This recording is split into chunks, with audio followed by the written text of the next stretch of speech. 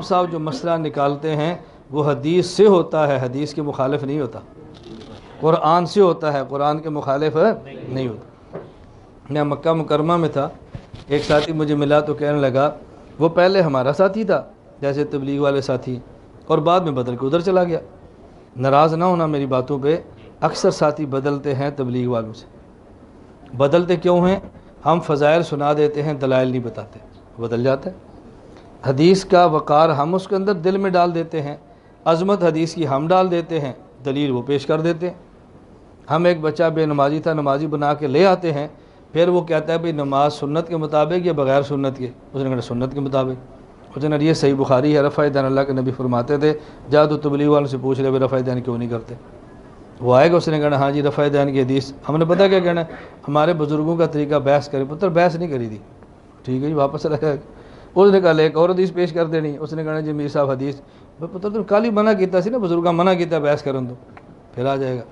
اب وہ اگلے دن ایک اور مسئلہ لے کر آ جائے گا، ہم نے پھر پوچھ رہے ہیں تو اس نے کہنا بھی بزرگاں میں تجھے پرسوں نہیں سی آ گیا، تو پھر آ گیا، لگتا ہے تو بھی شرارتی بن گیا۔ اب پتہ ہے وہ کیا کہے گا؟ وہ اس بچے سے کہے گا بیٹا ان کے پاس دلیل ہے ہی نہیں، یہ سب جھوٹ ہے، بزرگوں نے منع کیا ہے ہی نہیں ان کے پاس، پوچھو نہ ہے تو پیش کرے۔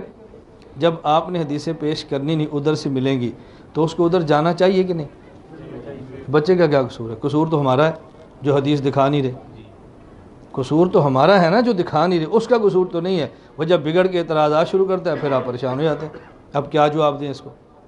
ابھی 4-5 دن پہلے کی بات ہے، شارجہ ہماری ایک جگہ مجلس تھی، تو مجھے اس علاقے کے مولانا صاحب نے کہا جی ہمارا ساتھی تھا تو ذرا بگڑ رہا ہے۔ میں نے کہا میں آ جاتا ہوں، کھانا تھا تو بات شروع ہو گئی۔ مجھے اس نے کہا جی مجھے فضائل اعمال پر کچھ اعتراض ہے۔ میں نے کہا جی اعتراض آپ کے ذمہ ہے، جواب ہمارے ذمہ ہے، آپ بسم اللہ پڑھیں کرتے جائیں، میں جواب دیتا ہوں، میں فجر تک بیٹھوں، میں اٹھوں گا نہیں جب تک تیرے سارے سوال ختم نہ ہو۔ مجھے اس نے کہا جی فضائل اعمال میں ہے رسول اللہ صلی اللہ علیہ وسلم نے اپنا خون دیا، ایک صحابی کو جاؤ خون گراؤ، آپ نے پڑھا ہے، اس نے خون پی لیا۔ میں نے کہا بالکل فضائل اعمال میں۔ تو مجھے کہنے لگا خون تو ناپاک ہوتا ہے۔ میں نے کہا کہاں لکھا تھا؟ قرآن کریم میں خون ناپاک ہے۔ میں نے کہا یہ تو نبی کا خون ہے۔ اس نے کہا جی خون خون ہے، امتی کا ہو یا نبی کا ہو، اس لیے یہ بات غلط لکھی ہے، یہ حدیث قرآن کے خلاف ہے۔ جب کوئی بندہ کہے گا فضائل مال والی حدیث قرآن کے خلاف ہے تو آپ کو جواب دینا چاہیے کہ نہیں؟ جواب دیں نا، بحث تھوڑی کرنی ہے، جواب تو دیں۔ اس نے کہا جی خون خون ہے، وہ اللہ کے نبی کا ہو یا امتی کا ہو، جب قرآن نے کہہ دیا ناپاک ہے تو پھر یہ حدیث قرآن کے خلاف ہے۔ جو حدیث قرآن کے خلاف حدیث کو چھوڑ دیتے ہیں، قرآن کو لے لیتے ہیں۔ میں نے کہا جی بہت اچھی بات ہے، کبھی آپ نے مچھلی کھائی ہے؟ مجھے کہتے جی ہاں۔ میں نے کہا قرآن تو کہا حرمت علیکم المیتۃ، مردار حرام ہے، تو نے کیسے کھا لی؟ میں نے کہا مردار تو مردار ہے، مچھلی ہو یا بکرا ہو، تو نے کیسے کھا لی؟ وہ نہیں جی وہ تو حدیث میں۔ میں نے کہا نہیں وہ حدیث قرآن کے خلاف ہے، نہیں کھانی مچھلی۔ چپ۔ میں نے کہا دو جواب۔ جب پھنسا نا، میں نے کہا جواب تو نے اللہ سے، اللہ کے رسول سے پوچھنا ہے، کسی بندے سے نہیں پوچھنا۔ بندے سے پوچھا تو شرک ہوگا، تقلید نہیں کرنی، اللہ سے پوچھ۔ وہ جی اللہ کو تو نہیں پوچھ سکتے، تو میں کہا تو اپنے مولوی کو پوچھے تو ایمان ہے، ہم امام سے پوچھے تو شرک ہے۔ ایسا پھنسا نا، میں نے کہا اور اعتراض ہے تو کر۔ پھر میں نے کہا بیٹا مسئلہ سمجھ لے، تو یہ نہ کہ میں نے الزام دیا ہے۔ میں نے کہا قرآن کس پہ اترا ہے؟ کہتا ہے رسول اللہ صلی اللہ علیہ وسلم۔ تو میں نے کہا اس کی شرح کون کرے گا، میں آپ یا اللہ کے نبی؟ کیا جی نبی پاک صلی اللہ علیہ وسلم۔ تو میں نے کہا جب حضور نے شرح اپنے عمل سے بتا دیا کہ نبی کے خون کا وہ نہیں ہے جو قرآن میں ہے، جب نبی پاک نے بتا دیا کہ مچھلی وہ مردار نہیں ہے جو قرآن میں ہے، تو نبی پاک قرآن والے مردار سے مچھلی الگ کر سکتے ہیں، تو قرآن والے خون سے نبی کا خون بھی الگ ہو سکتا ہے۔ مجھے کہتا جی مولانا صاحب مزہ آ گیا۔ میں نے کہا اور پوچھ۔ کہتا جی تعویذ؟ میں نے کہا کر سکتے۔ کہتا نہیں دم کرنا نہیں، لکھ کر دینا۔ میں نے کہا قرآن اللہ پاک نبی کو لکھ کر دیا تھا؟ کہتا نہیں۔ تو میں نے کہا حضور نے کیوں لکھوایا؟ وہ جی وہ تو قرآن ہے نا۔ میں نے کہا نہیں، یہ بھی تو بسم اللہ ہی لکھی ہے نا، فاتحہ لکھی ہے نا۔ مجھے بتا جب اللہ کے نبی کو اللہ نے بغیر لکھے قرآن دیا تو حضور نے کیوں لکھوایا؟ اس نے کہا جی نہ لکھواتے تو محفوظ نہ رہتا۔ میں نے کہا میں ان دلیلوں کو چھوڑ دے، جب قرآن آیا بغیر لکھیا تو لکھوایا کیوں؟ اس کا معنی یہ ہے کہ جو بغیر لکھنے کے جائز ہے وہ لکھنا بھی جائز ہے۔ ایسے ہی ہے نا، جو چیز بغیر لکھنے جائز ہے وہ لکھا ہوا بھی۔ تو میں نے کہا جو تعویذ دم کرنا جائز ہے نا، وہ تعویذ لکھ کے دینا بھی جائز ہے، جس کا دم جائز نہیں اس کو لکھنا بھی جائز نہیں۔ اس سے میں ایک نا درمیان میں ایک بات کہہ دیتا ہوں، دارالعلوم دیوبند میں ایک استفتاء گیا کہ ویڈیو کی حیثیت کیا ہے، دیکھنا جائز ہے کہ نہیں، تو انہوں نے فرمایا جس کو ویڈیو کے باہر جائز ہے ویڈیو کے اندر بھی جائز، جس کو باہر دیکھنا جائز نہیں اندر بھی جائز نہیں۔ اب مسئلہ سمجھ آ گیا کس کی ویڈیو دیکھنی ہے کس کی نہیں دیکھنی، سمجھ آ گیا نا؟ ہاں۔ یہ نہیں کہ دیکھنی ہے کہ نہیں دیکھنی، مسئلہ ہے کہ کیا دیکھنا ہے کیا نہیں دیکھنا۔ یہ اللہ میں بات سمجھنے کی توفیق عطا فرمائے۔ میں آج مفصل کہہ رہا تھا، عباس پور آزاد کشمیر میں ایک جگہ ہے، کشمیر کے ساتھیوں کو جانتے ہیں، میرا وہاں بیان تھا تو مسجد کے اندر تبلیغ والا بھی تھے، میرے جانے سے پہلے کیمرہ لگا تو مجھے مولانا صاحب فرمان لگے کہ تبلیغ والے ساتھی جماعت آئی ہے، وہ محسوس کریں گے تو آپ ویڈیو ریکارڈنگ نہ کریں۔ میں نے کہا آپ کو تو اعتراض نہیں ہے نا؟ اب وہ تو میرے سامنے نہیں کہہ سکتے تھے اعتراض ہے، چونکہ میں نے تو بات شروع کر دینی تھی۔ میں نے کہا آپ کو اعتراض تو کہتے نہیں، مجھے تو نہیں ہے۔ میں نے کہا ان کو میں سمجھا لیتا ہوں، آپ فکر نہ کریں۔ جماعت ایسے آگے بیٹھی تھی، میں نے جماعت والوں سے پوچھا بھی آپ کی جماعت کتنے عرصے کے لیے؟ کہا جی 1 سال کی۔ تو میں نے کہا عباس پور میں آپ نے سال لگانا ہے؟ کہا نہیں، ہماری جماعت بیرون جانی تھی اور پاسپورٹ ایمبیسی میں پڑا ہوا ہے، ویزا چونکہ ملا نہیں ہے تو ہمیں رخ دیا گیا فلاں فلاں مساجد میں کام کرو، جب ویزا آئے گا تو ہم چلے جائیں گے۔ میں نے کہا جب آپ نے ویزے کے لیے پاسپورٹ دیے ہیں ساتھ تصویریں بھی دی ہیں؟ مجھے کہتے جی ہاں۔ میں نے کہا وہ تو حرام ہے، آپ نے کیسے دی تصویریں؟ کہا جی تصویر نہ دیتے تو باہر کا ویزا کیسے لگتا؟ تو میں نے کہا اب نہ جائیں باہر، اللہ پاک قیامت کو پوچھیں افریقہ امریکہ کیوں نہیں گئے تھے؟ آپ کہنا اللہ بغیر تصویر کے ویزا لگتا نہیں تھا، تصویر حرام تھی، تو ہم تیرے دین کے لیے حرام کام کیسے کر سکتے تھے، اس لیے ہم نہیں گئے۔ اب چپ، بات سمجھ آ رہی ہے؟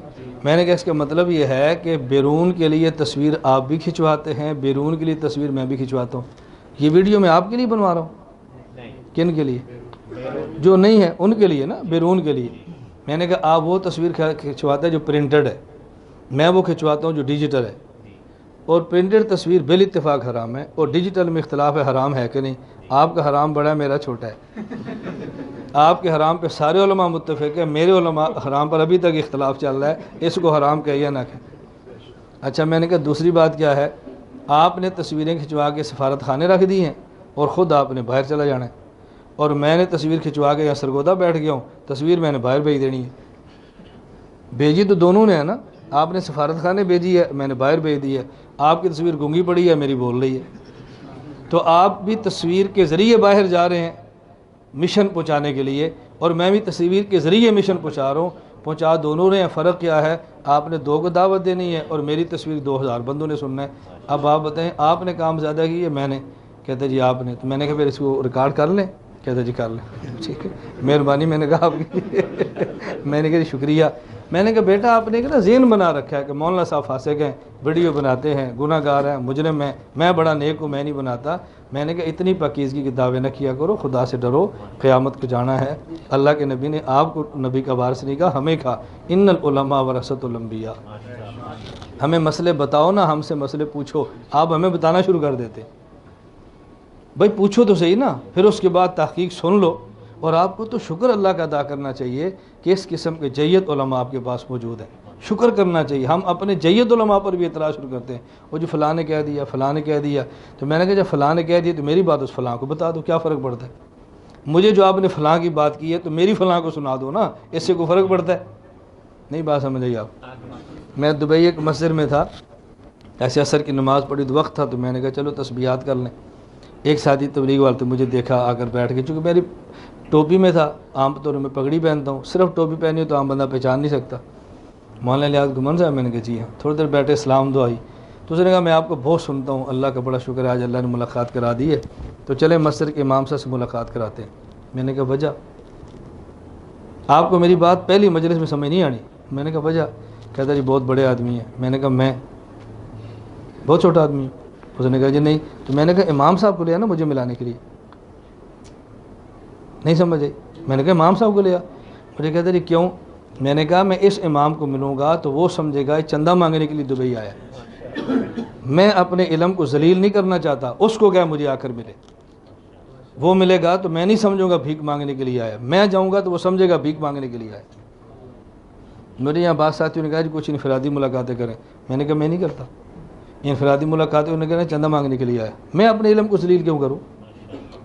پاگلوں والی بات کرتا ہے، بھائی ملنا تو مجھے آ کر ملے نا، میں کہ کو جا کر گھر جا کر ملوں، یہ سیٹھ صاحب مولانا صاحب آئے ہیں, حاجی صاحب مولانا صاحب آئے ہیں, یہ چودھری صاحب مولانا صاحب آئے ہیں, چودھری صاحب کو نا مولانا صاحب کو آ کر مل لے. میری گزارش سمجھ آ رہی؟ اس لیے اب ہم سے کبھی یہ توقع نہ رکھنا کہ ہم در در پہ بھیک مانگے جا کے آئیں گے تو آپ کا فائدہ ہے. اب آپ آئیں کچھ فائدہ ہو رہا ہے کہ نہیں ہو رہا؟ اور میں آپ کی دکان پہ چائے پینے کے لیے آتا تو پھر آپ نے کہنا یار میں بزی ہوں, مولانا صاحب نے کہا کل آ جانا. آپ نے سمجھنا ہے $100 مانگنے کے لیے آیا. پھر اس اللہ ہوگا ایسی بات سمجھ آئی. اب جب بھی میں میرا تیسرا سفر ہو رہا ہے, جب جاتا ہوں کہتا ہے مولانا میری خواہش ہے میرے گھر ٹھہرے. گھر والے نکال دیتے ہیں, مجھے گھر میں رکھتے ہیں, کہتا ہے جی اپنے ادھر چلے جائیں گے, ہمارے گھر میں ٹھہریں. میں نے کہا بیٹا تو نے دیکھا ہی نہیں ہے خالص دین کے لیے کام کرنے والے. میں ان علماء کی موجودگی میں کہتا ہوں اس دن سے پہلے اللہ ہمیں موت دے دے جب ہم دین کو دنیا کے لیے استعمال کرتے ہیں. ہم بھی دنیا کے لیے دین استعمال کریں گے تو دین اللہ کے لیے کون بیان کرے گا بتاؤ؟ اللہ ہمیں یہ باتیں سمجھنے کی توفیق عطا فرمائے. تو خیر میں جو بات سمجھا رہا تھا وہ سمجھ میں آ گئی.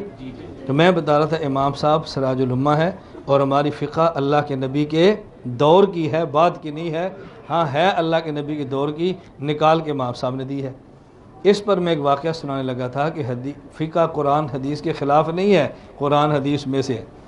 مکہ مکرمہ میں ذہن میں آ گئی بات, تھوڑا سا واپس آئے نا, آپ لوگ بڑے ہیں نا, پھر واپس لانا تھوڑا سا مشکل ہوتا ہے, اور بڑے دماغ میں چھوٹی چھوٹی باتیں جلدی آتی نہیں ہیں اس لیے ہم چھوٹی چھوٹی باتیں سناتے ہیں. میں گزارش کر رہا تھا کہ ہمارے ساتھ ہی کیوں بگڑتے ہیں, ہم فضائل سناتے ہیں دلائل نہیں سناتے. آپ نے دونوں کام کرنے ہیں, فضائل بھی اور دلائل بھی. فضائل رائیونڈ کے ذمہ اور دلائل سرگودا کے ذمہ. تبلیغی جماعت فضائل والی ہے اور ہم بولو نا دلائل والے. اور جو فضائل والے تھے ان کے بانی بھی مولانا الیاس ہیں, اور میں بھی ایک الیاس کو مانتے ہوں دوسرے کو نہیں مانتے. اس کا مطلب امت میں توڑ پیدا کر رہے ہیں. امت میں توڑ پیدا کرنا ہے یا جوڑ؟ تو جوڑ کا معنی ہے کہ ایک کو مانو ایک کو چھوڑ دو, دونوں کو مانو بابا, یہ جوڑ ہے. ہم جوڑ والے, ہم توڑ والے نہیں ہیں.